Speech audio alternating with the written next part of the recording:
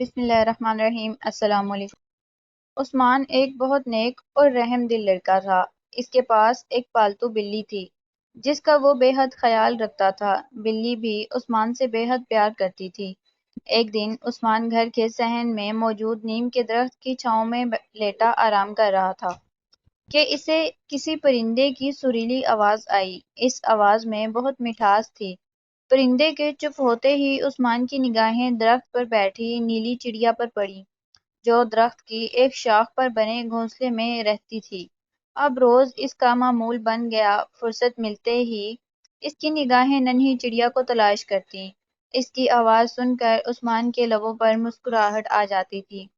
عثمان کی دلچسپی چڑیا کی طرف ہوئی تو بلی کی طرف توجہ کم ہو گئی، اس لیے بلی چڑیا سے حسد کرنے لگی۔ ایک دن جب عثمان گھر پر موجود نہیں تھا تو بلی درخت پر چڑھ گئی اور گھونسلے کی طرف چھلانگ لگائی۔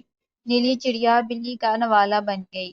چھلانگ لگانے کے نتیجے میں بلی کے ساتھ ساتھ گھونسلہ بھی زمین پر آ گرا۔ عثمان گھر میں داخل ہوا تو اس نے چڑیا کا گھونسلہ زمین پر گرا ہوا دیکھا اور بلی منہ پر لگے خون کو صاف کرنے میں مصروف تھی۔